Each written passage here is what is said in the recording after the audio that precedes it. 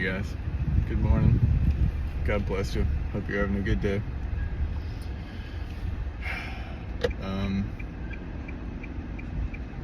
I'm a bit concerned.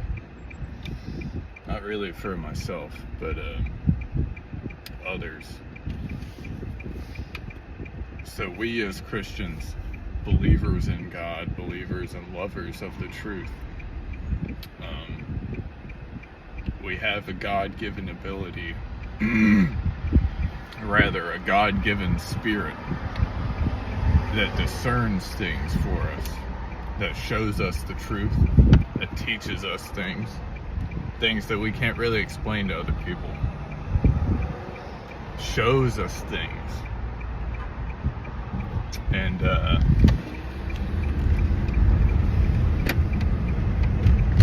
the unbelieving world doesn't have that.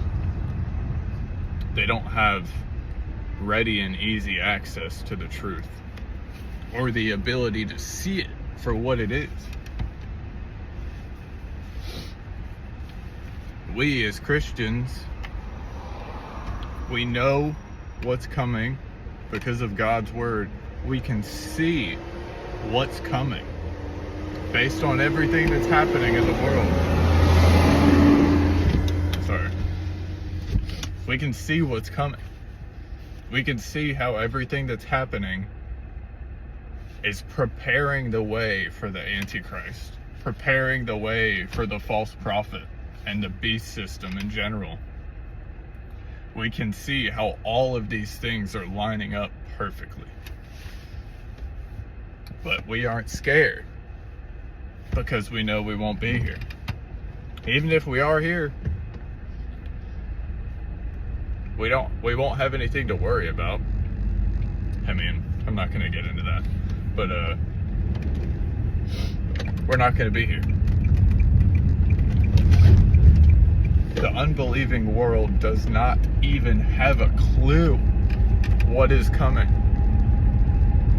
They don't. And if they hear people talking about it, they're gonna push it away. They're gonna be like, no, it's nonsense. The world's gonna end. Okay, they've been saying that for 2,000 years. They are not ready. They don't know. They cannot see what's coming. We have to be doing everything that we can to show other people the light, to show them the truth, to tell them the truth of the gospel, the truth of the state of the world and how everything is going and where it's going. There is no time left. I really think we have a couple days. We could be gone this afternoon. Today's the 23rd. God has been showing me 9:23 every single day. Every single day, multiple times a day. Charlie Kirk was shot at 9:23 p.m. Israel time, but in Utah, where he was shot, it was 12:23. That's today.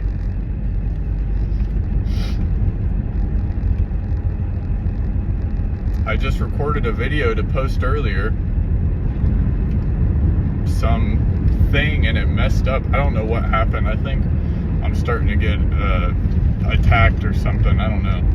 I keep trying to record videos and the audio just completely gets wrecked. It's unusable. I can't even use it. I don't know how to fix it. Like, I don't know. It was about 9:23, this video I recorded this morning. So 9:23, and so think about it on a clock. 9 o'clock, I guess it'd be that way for you guys. No, it would be that way. But 3 hours later, it's midnight, and there's 4 sides on the clock, pretty much 4 sections of 3 that add up to 12. So 9 would be 3/4. So I divided 9:23 by 3, which is 307.66666, repeating, 307 in the Strong's Concordance is used one time in the Bible. In the Greek, it's used one time. And 307 means to lift up, to raise up. And it's only used once. In the whole New Testament, it's used one time. Matthew 13:48. It's the parable of the dragnet. The kingdom of heaven is like a dragnet. Hold on, I'm back. Sorry about that. 307. Strong's Concordance in the Greek. It means to lift up. Used one time, the whole New Testament. It's in Matthew 13:48. Okay, now 1348 is actually a very significant number. The number 923 is only divisible by four numbers. 1, 923, and 13, and 71. I just told you that verse was Matthew 13:48. We know that Israel, at the end of the tribulation, will be 84 years old, the reverse of 48. If we take 84, Matthew 13:48, sorry, and we subtract 13 from 84, we get 71. 13 and 71. The two factors that multiply to be 923 are in that one verse. To lift up, to raise up, that's used one time in the Bible. So then I was like, wow, that's crazy. That has to be significant. So, like I said, 9 is like 3/4 of the clock. So I divided 923 by 3 to get 1/4. And then you multiply it by 4 to get the full clock. Guess what the number was? 1230. December 30th. 0.66666.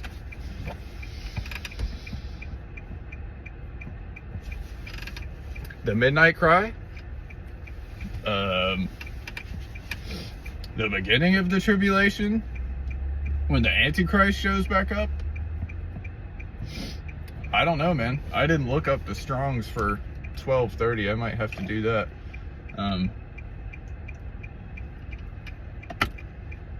I think I had a calculation the other day that brought me to that same number. I don't know though. But yeah, we have no time left. A week? 2 weeks? Maybe? I'm telling you guys, 923, excuse me, is the key to this whole thing. The 923rd chapter of the Bible is Zechariah 12. God finally brought me to somebody else's channel talking about Zechariah 12 yesterday. And he completely affirmed the timing of it right before the tribulation. And I was like, that's all I needed to hear. I know exactly that's what's going to happen. There's going to be a siege against Jerusalem and against Judah, against probably the United States, but Christians in general. At that time, when that happens, we are going to get glorified. The Christians on earth will be glorified, and we're going to be fighting people, like doing the will of God on earth. Read Zechariah 12. Please read Zechariah 12. You'll see what I'm talking about. It talks about us devouring all the surrounding peoples, to the right and to the left. None can stand in our way. Zechariah 12. Get very in love with that, because that's the next thing we're gonna see. Man, what's going on? That's the next thing we're gonna see. It says in Zechariah 12 that there will be a siege against Jerusalem, and that siege will also be against Judah. The Lord God will make Jerusalem a stone weight, a heavy stone weight, and all those who try to pick it up will hurt themselves grievously. In other translation, it says they'll be dashed to pieces. Then it says, after this, all the nations of the world will assemble against it. That's the beginning of the tribulation, guys. That is the beginning of the tribulation, when all of these countries start to turn at once on Jerusalem. That's the tribulation. Zechariah 12, the 923rd chapter of the Bible, is about the beginning of the tribulation. I don't know why people are not freaking out about this, dude. I've made, I don't even know how many videos now about it. Lots of people watch it, but nobody cares. It's the next prophetic event in line to happen. Why does nobody care? Like, oh, it's crazy, man. It literally talks about our glorification. Us being turned into pans of fire among sticks of wood. Torches of fire among stalks of grain. Devouring to the right and the left all the surrounding people. Whoa! And nobody cares about it. They're like, oh, when's the rapture? It's this day, it's this day. But they don't care about the thing that triggers it. Well, like I said, we have got no time. You can see China. China just moved 100 missiles, ballistic missiles, that could hit the US. They moved 100 missiles into silos ready to launch. That was yesterday, I think, or the day before.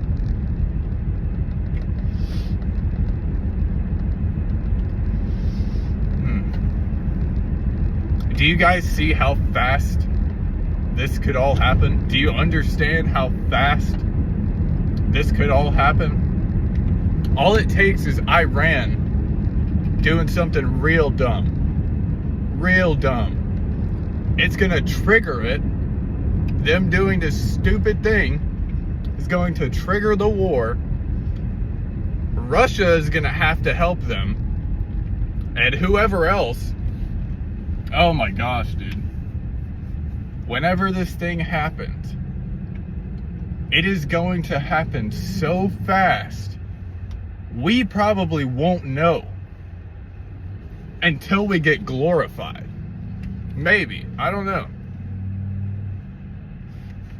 I don't know how much time there's going to be from when the siege starts to when our glorification is. I don't know. But it's not very long after it starts, that's for sure. And if the thing is, it talks about us clearing out Jerusalem. It says that Jerusalem will be inhabited again in its place in Jerusalem. I think that's talking about the temple partially, because right now Jerusalem cannot be inhabited in its place because there's a Muslim church where the temple should be. They're not inhabiting their own place. And I Pet Goat 2.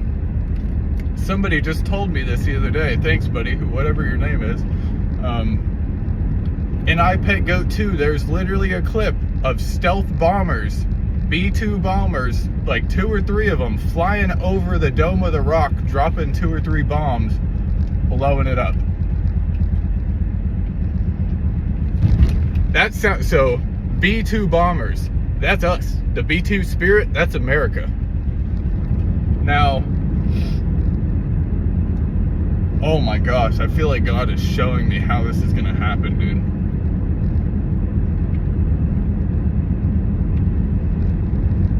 If Iran does something stupid and they start shooting missiles off, or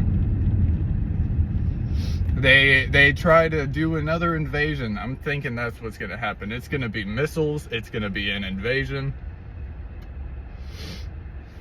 They might not get very far, but I think there's gonna be people on the ground.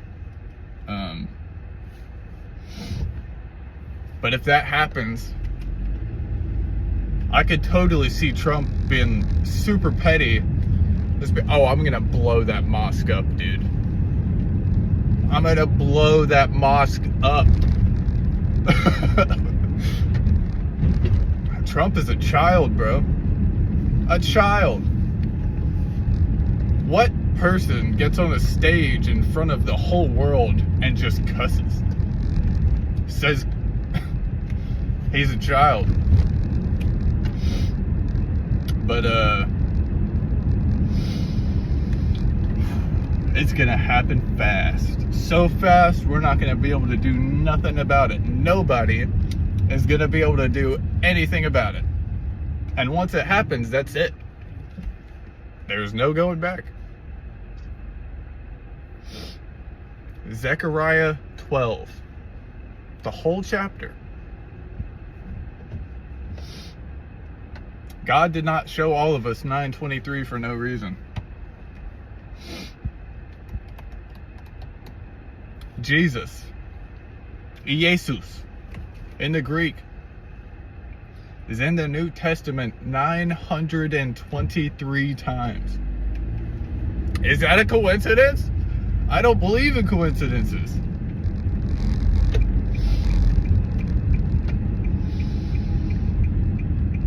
Be in prayer, in constant prayer. Be sharing the gospel with your friends, with people you haven't talked to in a long time, with the people that are on your heart to share it with. There is no time left. I love you guys. Please be in prayer. I want to see every single one of you in heaven. I don't want anyone to be here. There are going to be some, and some people will deserve it. I mean, we all do. But